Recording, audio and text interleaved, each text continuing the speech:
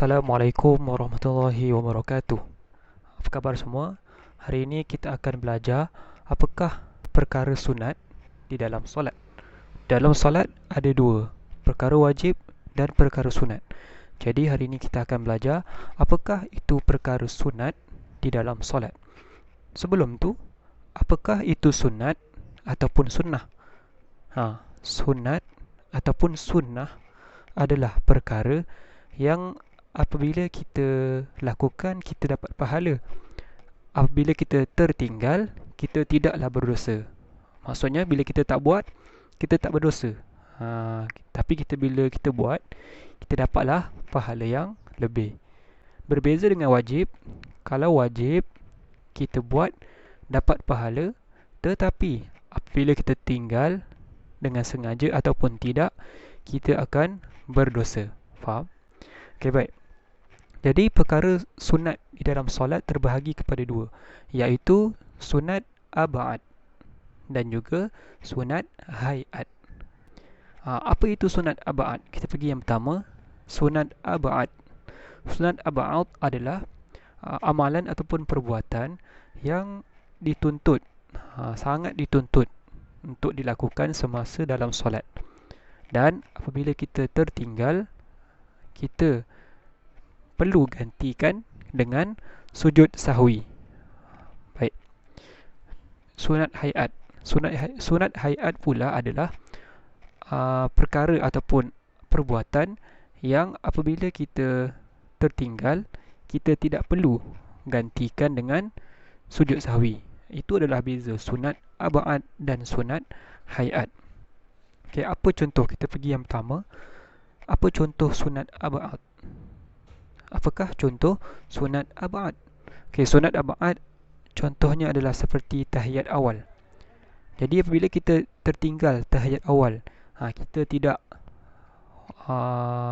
wajib ataupun untuk ulang semula solat itu, kita hanya perlu gantikan dengan sujud sahwi. Faham? Maksudnya apabila kita tertinggal tahiyat awal, solat kita masih lagi sah. Cuma kita perlu gantikan dengan sujud sahwi. Sebelum tu, apa itu sujud sahwi? Sujud sahwi ni adalah sujud yang kita lakukan di antara tahiyat akhir dan juga salam. Sebelum kita bagi salam, kan kita duduk tahiyat akhir kan? Antara tu, sebelum kita bagi salam, kita sujud dulu 2 kali. Itu adalah namanya sujud sahwi. Sujud sahwi ni, apabila kita sujud sahwi, apa yang kita perlu lakukan semasa sujud sahwi? Kita hanya perlu bertasbih seperti mana kita bertasbih semasa sujud yang biasa. Kita baca apa? Kita baca subhana rabbiyal a'la wa bihamdi. Kita ulang 3 kali dan sujud itu dilakukan sebanyak 2 kali. Baik. Seterusnya, apakah contoh-contoh sunat ab'ad? Sunat ab'ad ada 6 contoh. Okey, yang pertama adalah duduk dan membaca tahiyat awal. Okey, yang kedua, selawat kepada Nabi dalam tahiyat awal. Yang ketiga, membaca doa kunut. Yang keempat, berdiri semasa membaca doa kunut. Yang kelima, membaca selawat ke atas keluarga Nabi semasa doa kunut. Dan yang terakhir, selawat ke atas Nabi semasa tahiyat akhir. Jadi itu adalah 6 perkara sunat ab'ad ataupun perbuatan sunat ab'ad di dalam solat. Ingat ya, kalau kita tertinggal sunat ab'ad ni, kita perlu gantikan dengan sujud sahwi.